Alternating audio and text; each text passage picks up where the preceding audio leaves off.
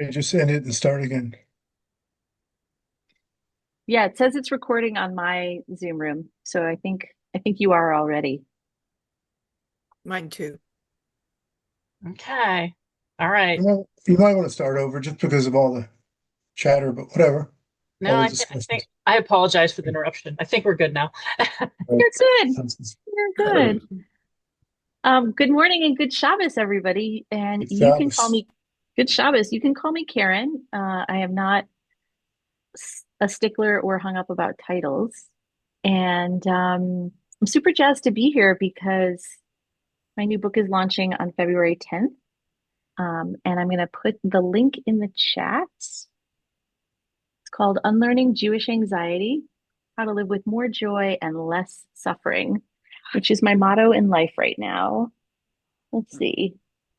More joy, less oi. That's great. I Where can love we get that. those mugs? If I did it on Zazzle, um and maybe it's a branding opportunity, but I don't really think like that. So um I didn't major in business. Do that one more time? Yeah, let me show you. So it Sorry, says I missed it. it's less oi, more Oh, that's joy. great. Oh, that's great. I love Yeah. Yeah. So I'm really excited to share with you what I've been working on for the past, I would say 4 years, really since 2021. But before we dive into all of it, I want to get us grounded because it's Shabbat and the three concepts of Shabbat that are so amazing and help us differentiate it from the rest of the week. They are oneg, which means pleasure, and oops, I'll just write this in the chat. Oneg is pleasure or joy. And then menucha, which is rest. Like, whew, the divine worked for 7 or 6 days and then chilled out, and we can too. And it's really a gift to humanity to take time out to rest. And then the other is kedusha, which means lifting up sacred. Some people use the word holiness. Um, I like to I like to use the word sacred, making special or sacred what today is. And since all anxiety, Jewish and other forms of anxiety, start in the body, we're going to get into Shabbos mode and just ground in our bodies. And so I want to invite you to just sit and get comfortable and maybe roll your shoulders up and back. Oof, that feels good. And drop your right ear towards your right shoulder just to stretch out the left side of your neck. And then the other direction, just to feel that nice stretch. Ooh. And I want to invite you to put your hands on your knees if that's comfortable for you. Either hands palms up if you want to receive, or palms down if you want to feel more grounded. And I'm going to offer a nigun that has words to it. So it's not a nigun. Nigun is a wordless melody.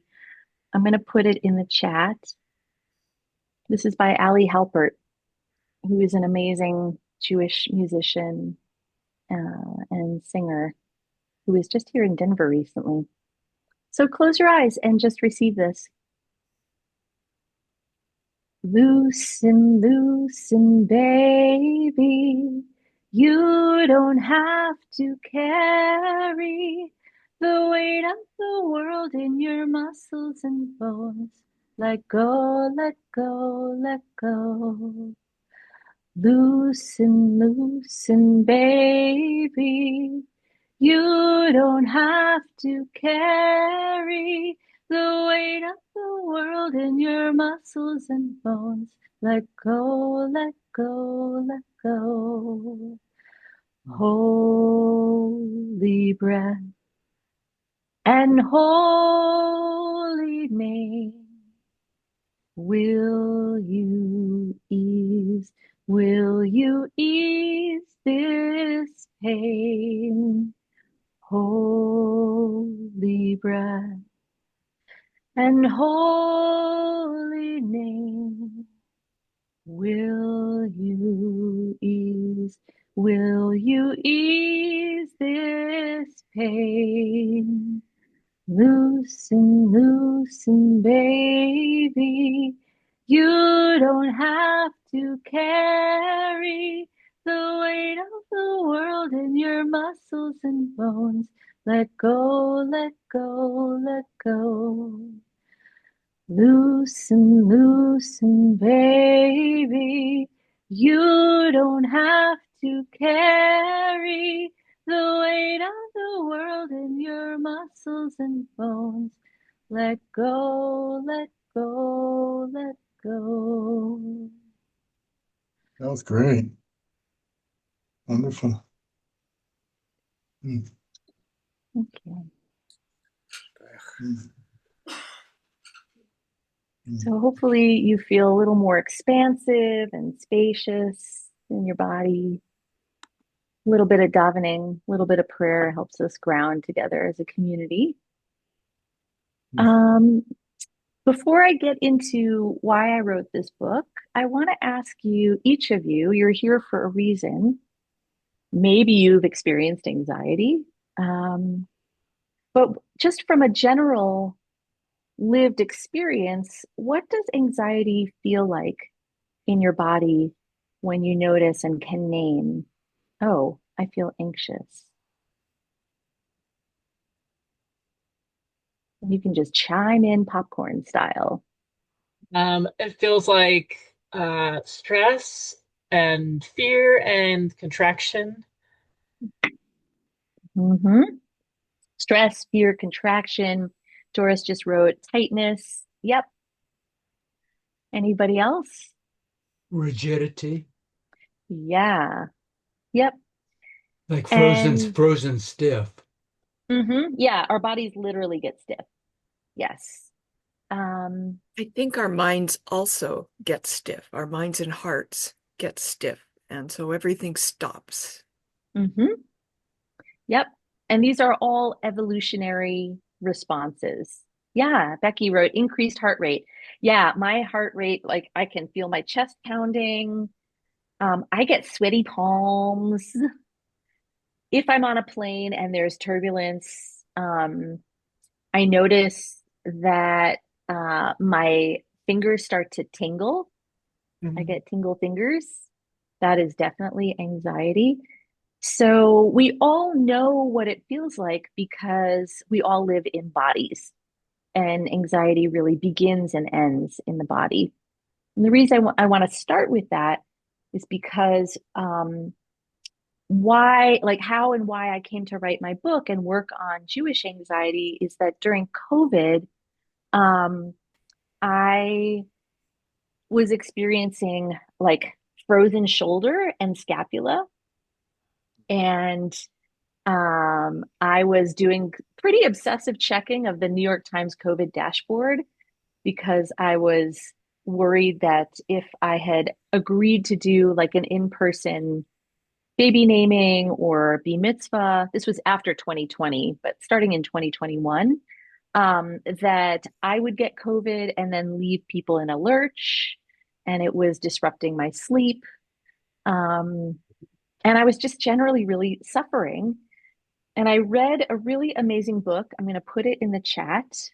It's called Unwinding Anxiety, and it's by Dr. Judd Brewer, who's a neuroscience guy and a mindfulness practitioner and teacher. He's at Brown University. And his book is really super duper hardcore neuroscience and mindfulness as an antidote to unlearning, unwinding our anxiety patterns. And it really changed my life. I highly recommend it if you experience anxiety on the regular. Um, I've now read it like 4 times. And when I was listening to the book after reading it through the first time, I had an epiphany that, oh my God, everybody in my family suffers from pretty significant anxiety. And then I thought about all my colleagues that I work with in the Jewish community. And I thought about the people that I serve at Judaism Your Way here in Denver and Boulder and beyond. And I realized that there was some cultural aspects to anxiety, like communal and cultural patterns, that I wanted to investigate and unpack. And so my work is really all about uncovering and naming and healing Jewish anxiety patterns and helping people become more aware of how, like, what they are and how they manifest in our habits. And a lot of what my book explores is different elements of a habit loop. The typical model has been cue, routine, reward, but I go into more things about like our bodies and our thoughts and feelings and needs in our habits. And a lot of how I think Jews communally and individually suffer from specific Jewish anxiety is learned behavior. And so here's my book on one foot. Now you don't have to get it. On the one hand, my book is that Jewish anxiety is really not our fault.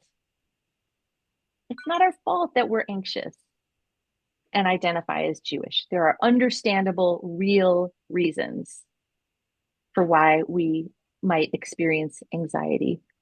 And on the other hand, we have choices and we can learn about our habits to identify different responses when we feel activated by anxiety. And we can choose from a place of awareness and insight and compassion to meet our needs for safety and affirmation and belonging in different ways that don't amplify our anxiety, but help us soothe our nervous systems.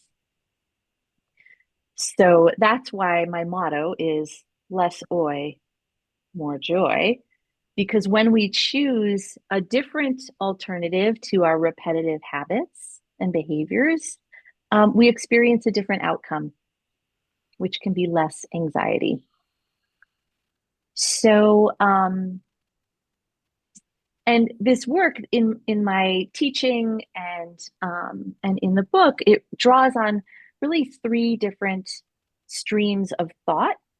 One is obviously neuroscience because I love it and I think it's super helpful and useful for us to understand ourselves as human beings. And the other is what some people call trauma-informed somatic practice. I don't love starting with trauma, so I call it healing-informed somatic practice, which is like being in our bodies, healing informed. And also understanding what is anti-Jewish oppression, which most people call anti-Semitism, and I choose a different frame, and I'll explain why. But what does it mean to navigate the world as Jews, where anti-Jewish oppression is real, and it's pervasive, it's largely invisible, but we feel it in our bodies. And how do we internalize that? So I'm going to explore each of these three things in this conversation. And I want to like be in conversation rather than lecture. So I'm going to pause and ask, what are some things coming up for you right now, just in that big overview that I gave, like questions, things that you want to learn more about, something that piqued your interest or curiosity?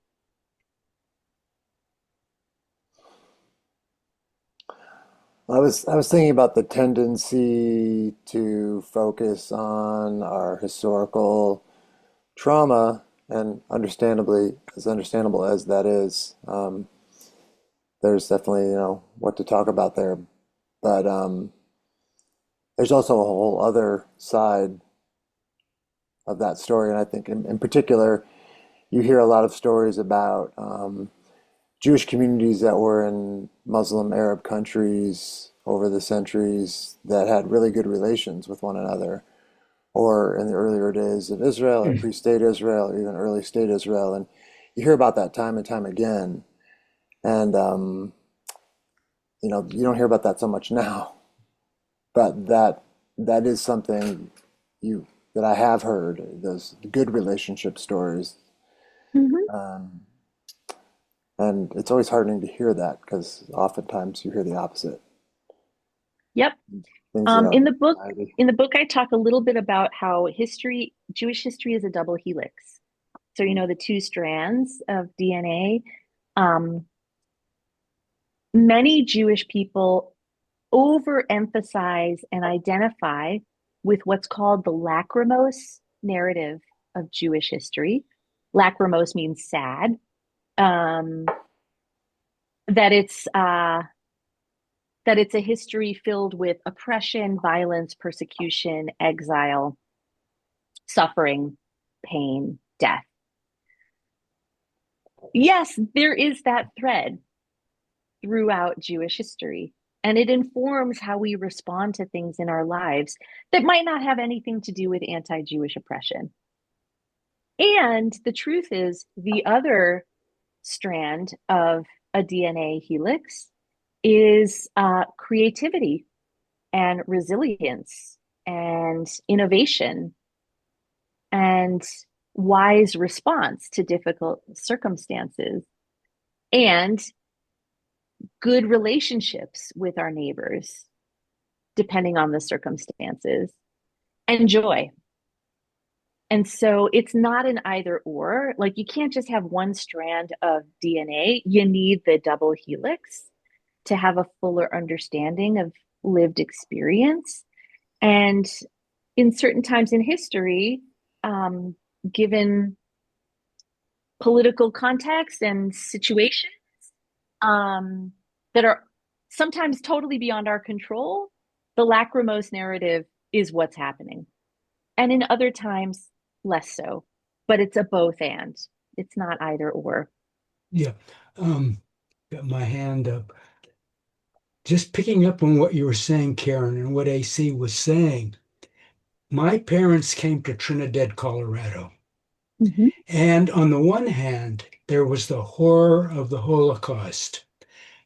Both of my parents lost people, and there was a lot of depression in the family. But they were overjoyed to be in Trinidad, Colorado, where my Mhm. father was able to practice medicine.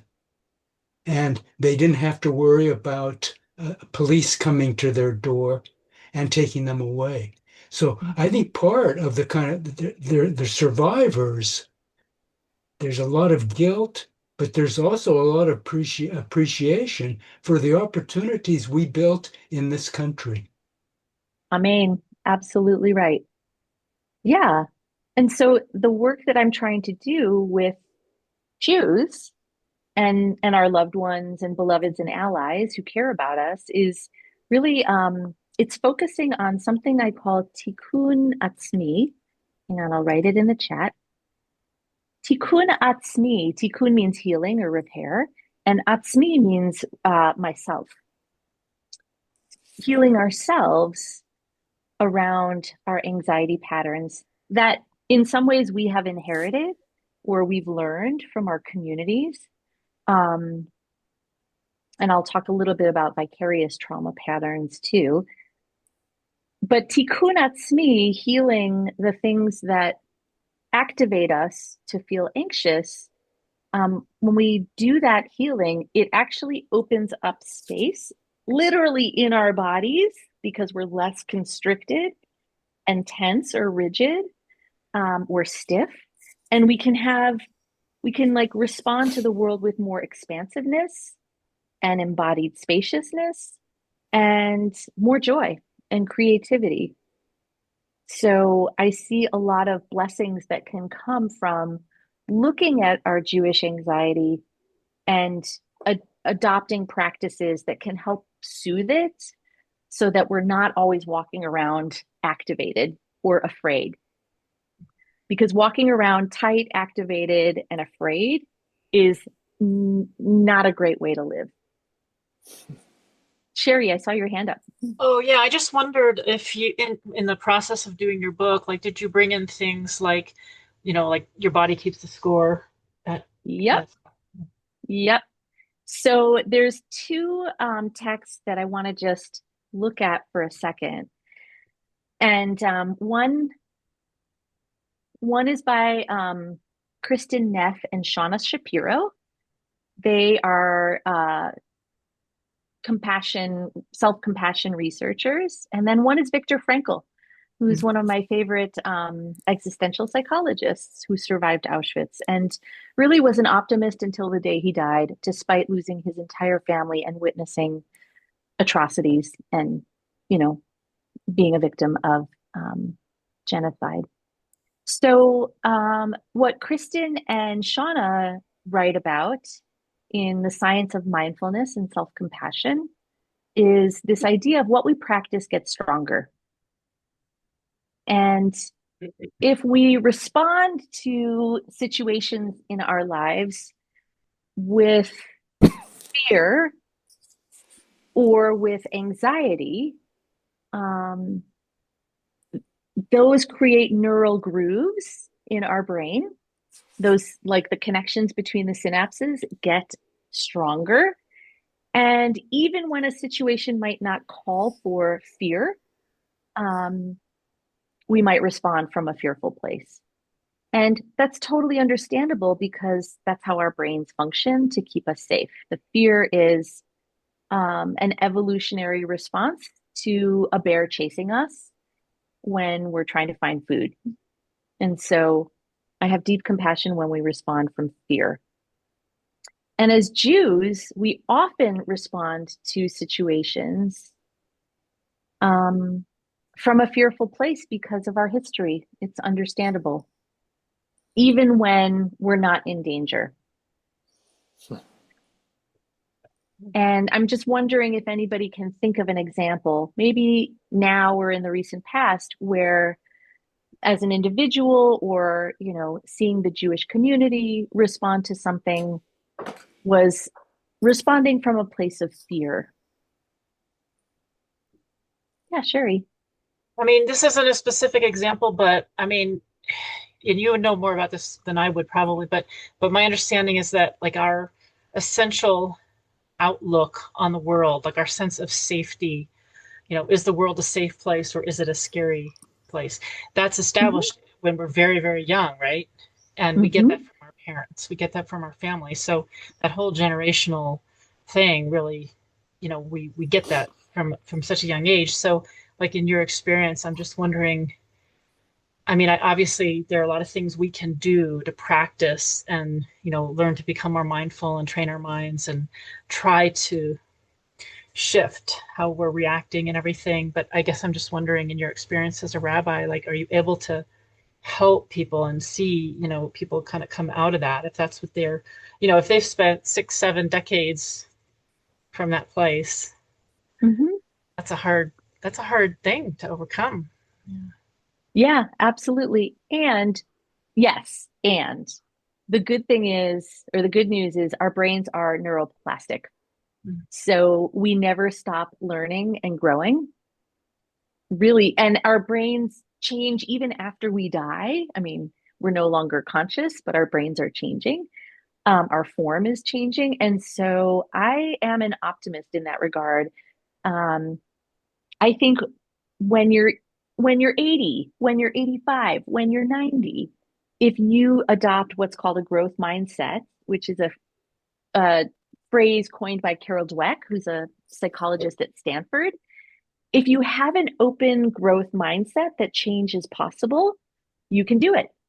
If you have a fixed mindset of like, oh, I'm never going to change, this is how it is, then there's less chance because you're just not open to it.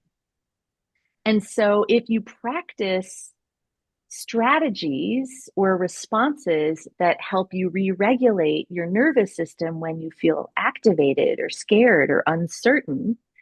And you can name it of like, whoo, this uncertainty about the FAA grounding flights. I don't know if I'm going to get back to New York in time or whatever. Like I'm supposed to go to San Diego to officiate a wedding next week. It's like, okay, that is uncertainty. I have no control and we don't like that.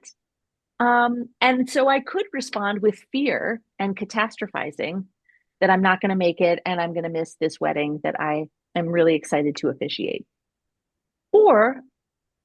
And that's a totally understandable response because anxiety is an equation. I'm going to write it here. Fear plus uncertainty equals anxiety.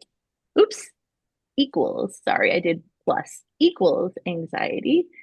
When we are fearful that something bad is going to happen, and there's uncertainty of we don't know what the outcome is, when we respond, whoops, with our habits of, we suffer. Actually, I wrote this wrong. Fear plus uncertainty plus our habits equals anxiety. Sorry. So the FAA is cutting flights. That's an uncertainty. I don't have control over that. When I respond with fear and my habit of catastrophizing that the worst thing will happen, because that is definitely a Jewish anxiety habit, that the worst thing is going to happen, then we feel scared and tense and anxious in our bodies. And it's understandable. I am not gaslighting you. It is understandable that we might catastrophize and assume the worst thing will happen, because guess what? There are many examples throughout Jewish history that the worst thing did happen. It already happened. And the Holocaust is just one in a very long string of historical examples of like the worst thing happening. And you could also argue that October 7th was a collective traumatic catastrophe. It absolutely was. It has changed Israel for generations, and the subsequent war, it's an example. And so, when we experience things like this in real time, whether individually in our lives or collectively as a people, we often respond from a habitual place that we're not aware of. And it's understandable, and we also have other choices. Doris, I see your hand up. Can you unmute Want to yourself? unmute? I was thinking, so I'm part of a small Jewish community in Grand County, Colorado. And when the Boulder incident happened, we needed to decide, did we need to change our behaviors as a group meeting in public places? And definitely fear was a component to that experience. Yes. And I completely understand that. We have the same conversations about gathering at the Denver Botanic Gardens for high holidays, because usually about 2,000 people come to our services, and it's in a public place. We don't do security checks, and our welcoming practices to host high holidays this year changed in response to that attack. It's an understandable response. And our mission when we host high holidays is to keep everybody safe. So how do we do that? So yeah, I get it. That second quote from Viktor Frankl, does anybody want to read it out loud instead of me reading it? Let's see it. Yeah. If you scroll up in the chat, okay, I can read it. Can't find it. Between stimulus and response, there is space. And in that space is our power to choose our response. In our response lies our growth and our freedom. And so, what is Victor saying here? What's the Pause. bullseye? Pause. Yes, pause. Yeah, if we read about, we read about the Boulder attack, or we hear about it. That is the stimulus. Violence against Jews. And then there is a response. We get to choose, oh my God, something terrible just happened. By the way, 15 people were injured in that attack, and Boulder is such a small community. I know 6 of the people who were injured. And 2 of them are dear friends of mine whose daughter I married. And I did another life cycle event with this family and a baby naming with that family. Like Boulder is tight, probably similar to how Trinidad is. And I had just pressed send on my final manuscript a half hour before I learned of the Boulder attacks. And when I learned about it, I thought, okay, I need to lay on the floor and breathe for a half hour so I can regulate my nervous system, because holy shit, pardon my French, but this is bad. This is really bad. And I'm going to be called upon in my role as a rabbi to comment about it. And I need to check on my people in Boulder to see whether or not anybody's okay. I don't want to do it from a totally activated, freaking out place, because that causes me harm and that might cause harm to other people emotionally. And so I really take Viktor Frankl's idea here to heart, that we have choice in every moment of how to respond to the difficulties that arise in life, some of which include anti-Jewish oppression and violence.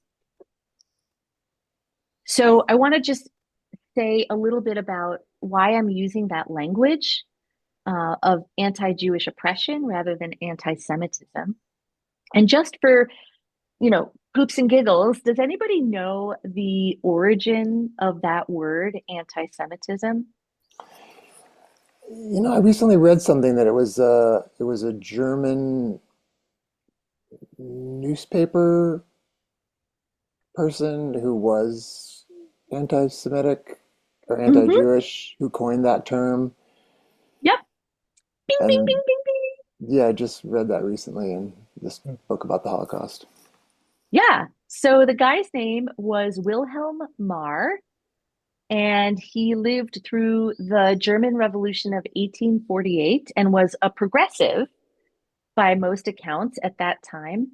And then after the revolution, things didn't go so well in Germany, and he moved to what was then the German political right, and was looking for a scapegoat to blame the problems of Germany on, the economic problems. And this is an old strategy that when things go south economically, the Jews are often blamed for those economic problems, whether that blame is justified or warranted with evidence or not.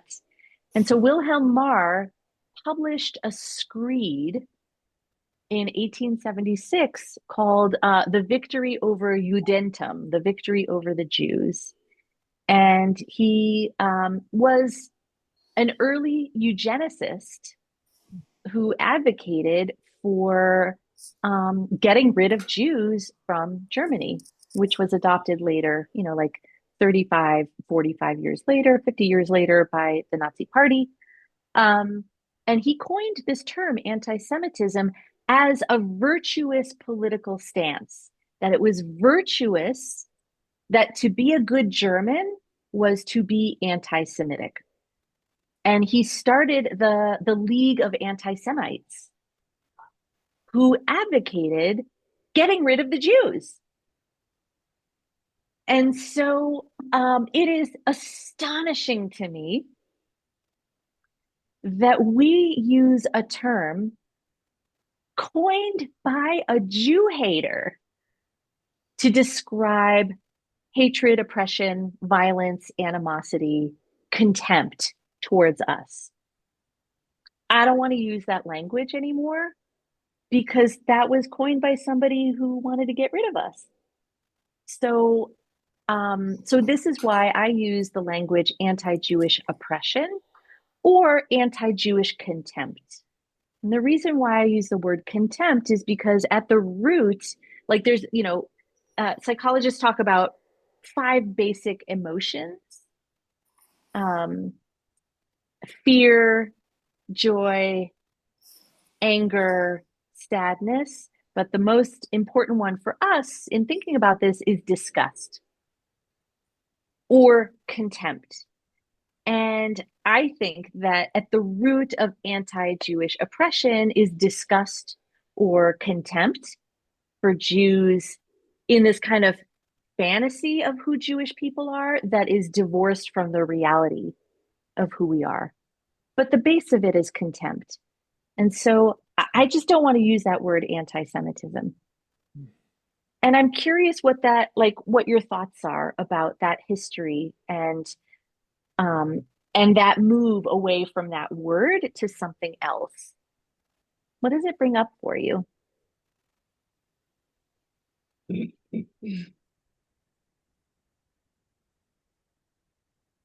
it a compelling argument, or do you want to stick with anti-Semitism? Yeah, Addie. It's pretty compelling. Okay, great. And Addie, yeah.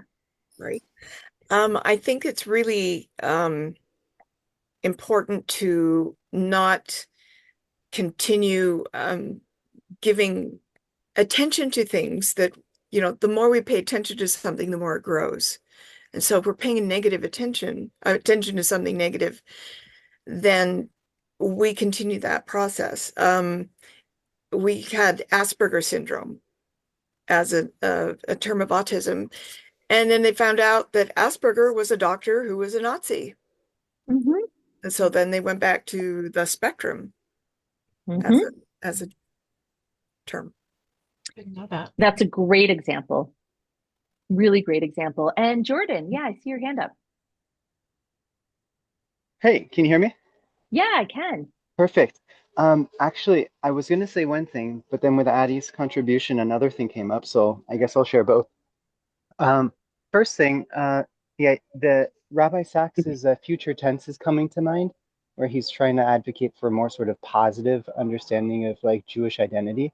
So I kind of see that in what you're saying, but also I appreciate the move away from the term anti-Semitism because sometimes, not sometimes, but it seems we're getting collectively like there's a lot happening between discussions on anti-Semitism, anti-Zionism, what is this, what is that, and I think that's kind of obstructing the view as to sort of the, as you said, the oppression or the antagonism, let's say, towards Jews or Jewish causes in general, which I think that's what concerns me most. So we can have these definitions, but at the end of the day, there's something happening here that we have to pay attention to.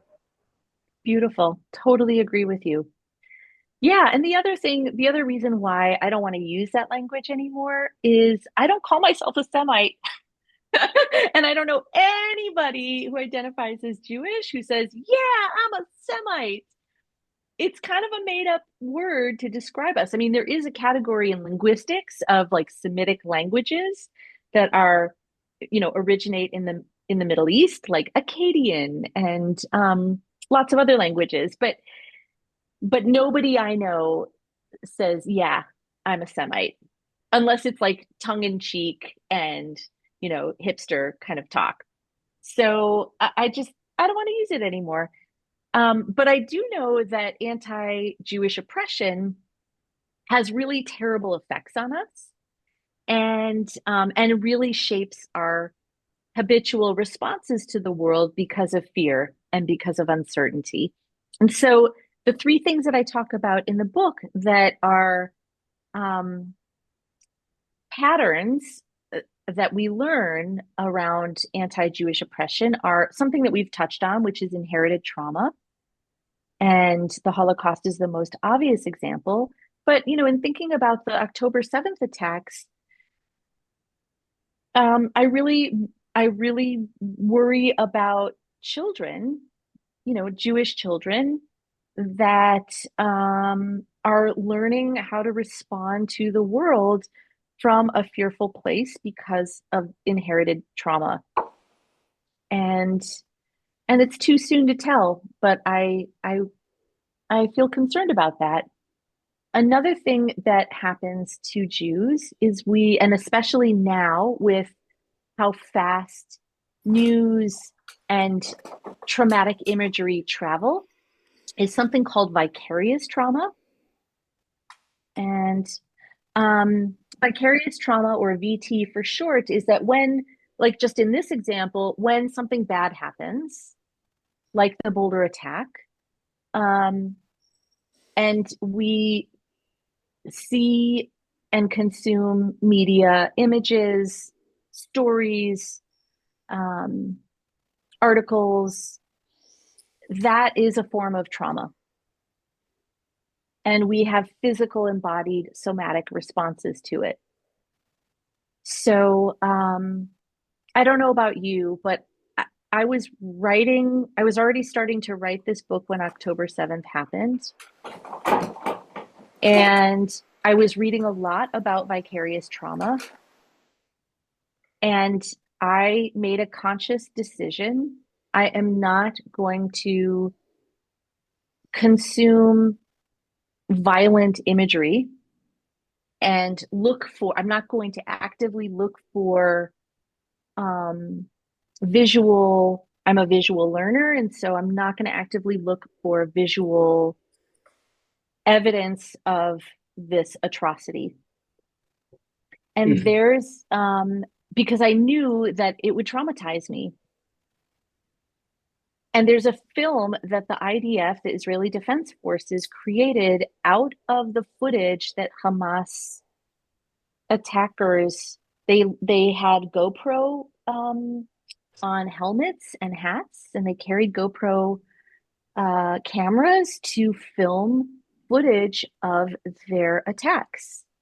And the IDF took all that footage and compiled a montage film and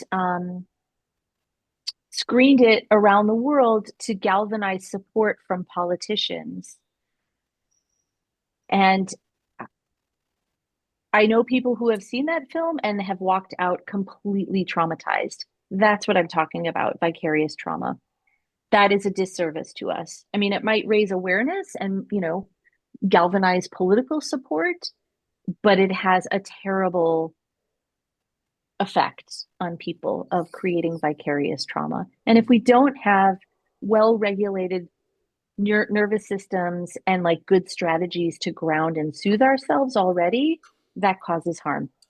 There's just no way around it. It causes harm. So that's an example, vicarious trauma. Yeah, Neil.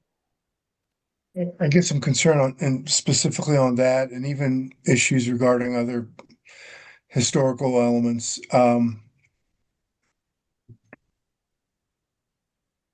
So it may not make us feel good, but it certainly brings an awareness that needs to be known. Mm-hmm. And sometimes, I believe my experience,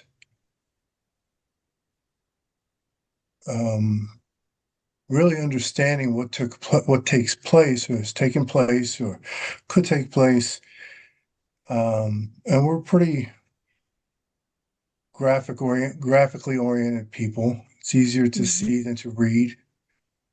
Sometimes it makes a more compelling argument. You're right. It could bring political awareness and collaboration, but I think it, you know, sometimes it makes more compelling argument. You're right. It could bring political awareness and collaboration, but I think it, sometimes it makes more compelling argument. You're right. It could bring political awareness and collaboration, but I think it, sometimes it makes more compelling argument. You're right. It could bring political awareness and collaboration, but I think it as opposed to softening it because it doesn't feel good, I guess I don't know. I think there's still some relevance of importance there. Absolutely. I agree with you. And I also know my own nervous system. I am saturated with Jewish trauma. I was overexposed as a kid to Holocaust education that was not trauma informed. And I give an example in the book where I was in fifth grade when my Hebrew school made us watch a 9-hour documentary by Claude Lanzmann called The Shoah. And it was not helpful. And I had nightmares for years afterwards about that.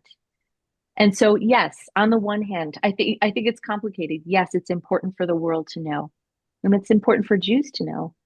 And on the other hand, there are real effects and costs to really graphically violent footage that can cause harm. And every person gets to decide, again, that stimulus and response, there's space to choose whether or not we want to consume that imagery and what kind of effect it would have on us. And Raymond, I see your hand up. Yeah, there's a long tradition, within Judaism, that's a little bit questioning the use of visual imagery. Mhm. I'll just as a Sigmund Freud didn't look at his patients, and his patients didn't look at him. He wanted to hear what they had to say. Sometimes an image, it's so striking and it's so persuasive that it kind of can blot out a wider reality. And so Mhm. I think your misgivings are very well taken. Yeah. Similarly, around the word anti-Semitism, I think it's okay. I'm not too interested in who came up with it. AC is one of the very few people, I think, who actually could trace the origins. But I think anti-Semitism can be part of a knee-jerk response. It can reduce that space between stimulus and response, whereas Mhm. anti-Jewish oppression takes a little bit longer to say and is a little more thoughtful. Yeah, I appreciate that. Thank you. Sherry and then AC. Oh, well, okay. So I'm curious about this. I guess I'm familiar with, say, Buddhist practices and certainly trauma-informed, healing practices and all kinds of things that can help us regulate our nervous system and, adopt healthier ways of being and responding, all that. And what I'm curious about is, are there things in the Jewish tradition that also speak to that? Yes, you are my plant because that's where I'm going in Oh, the last 5 minutes. Yes. okay. Thank you. Yeah, and Alan, you wanted to say something. That was a similar question to what I had about how does our tradition speak to the inclination to go towards anxiety, perhaps too easily or easy, Yeah. more than joy. Yeah. So we don't have a lot of time left, so I'm just going to give you a couple examples. Um, there are two images that I think from Torah that are really beautiful that I use in my contemplative Jewish meditation practice. One of them comes from Exodus, where Moses is at the top of Mount Sinai, and he's having a conversation with the divine, and the divine says, "Go into this cleft of this rock for protection, and I'm going to pass by the rock." And Moses says, "I want to see your face." And the divine says, "No, I'm going to pass by and you'll see my back."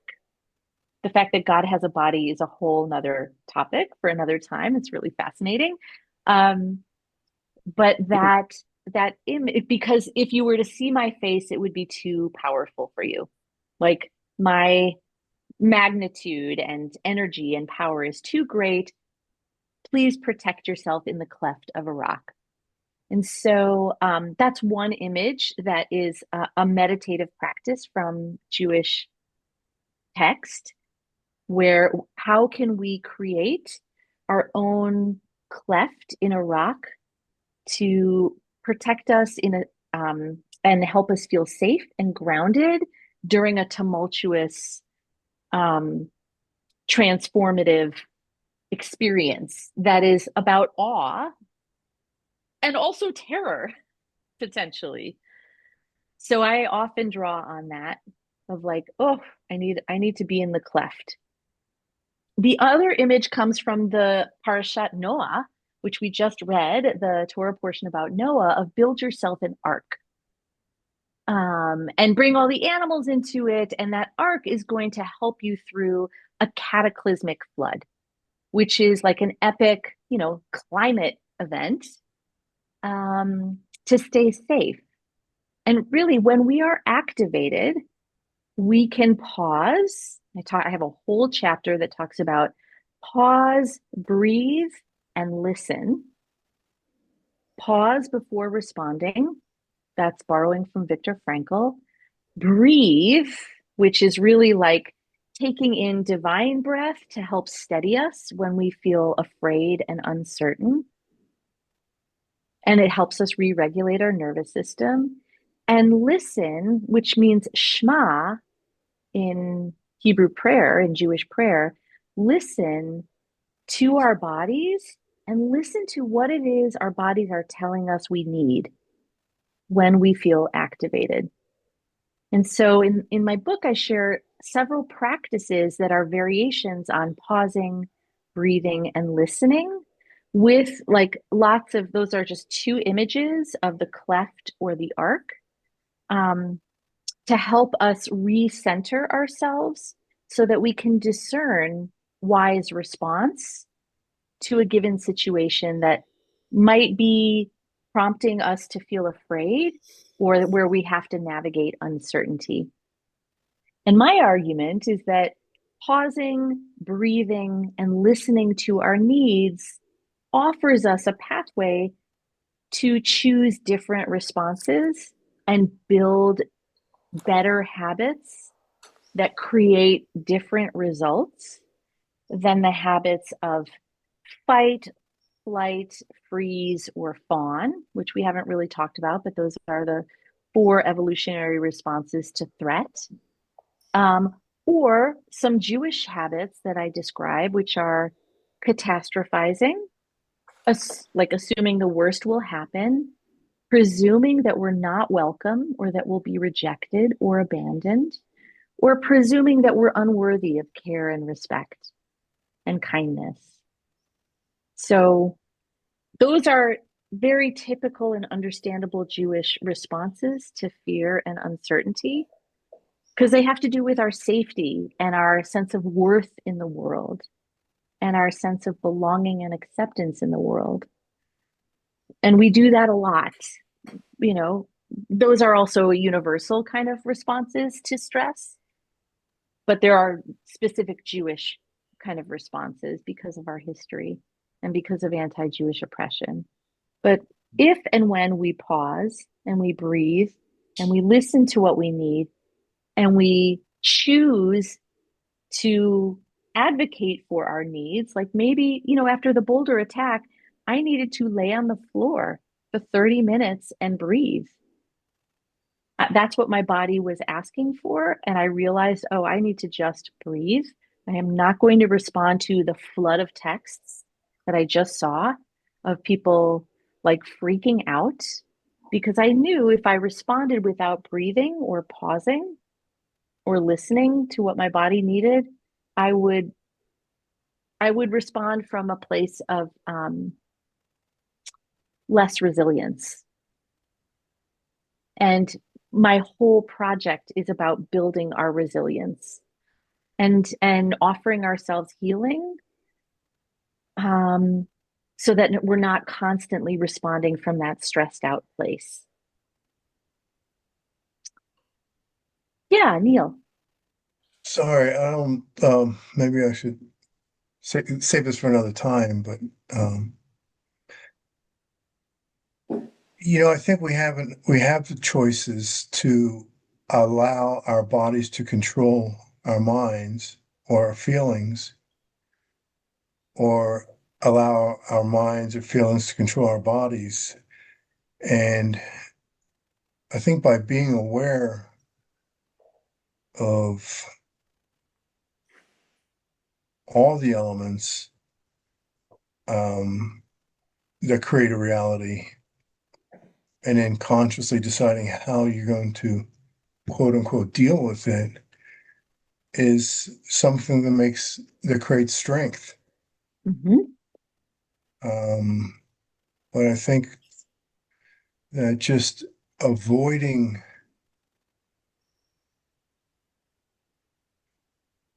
I see fear as one element of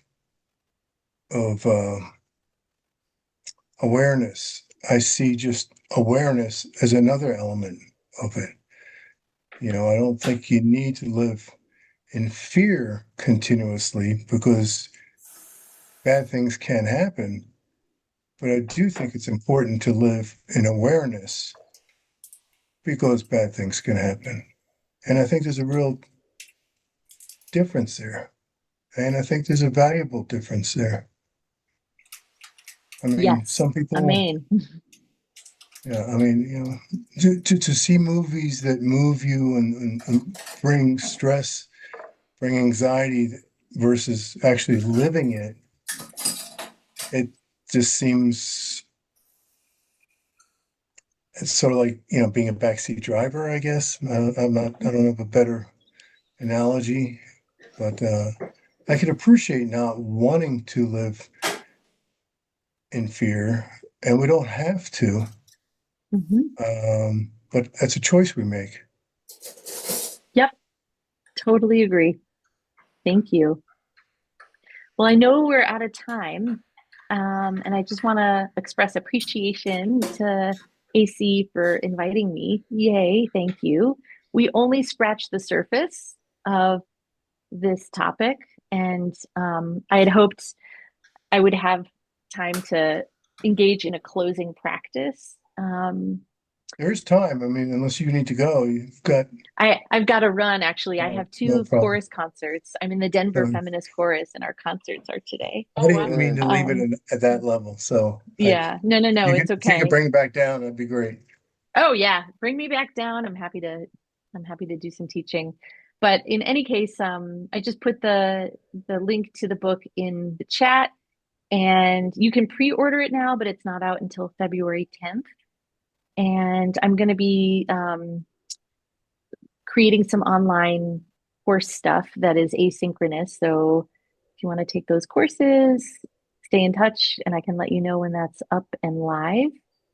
Oh, that's And hopefully cool. there's something that, you know, sparked your curiosity or resonated with you today. We'd be Definitely. happy to share that information with our community too, and let them know when the course is available. Um, Yep. Great. yeah, Yeah, thank you. Yeah, yeah, and Raymond, I love what you're saying, because when we're afraid, our vision totally narrows and we're just in survival mode. I didn't talk about how our prefrontal cortex goes offline completely. When we're afraid, we're in our amygdala. And yes, it blocks awareness. We're just literally like, get away from the bear.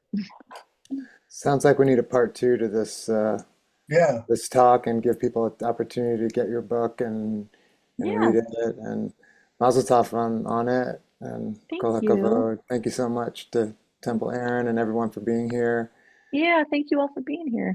Really Rab- beautiful.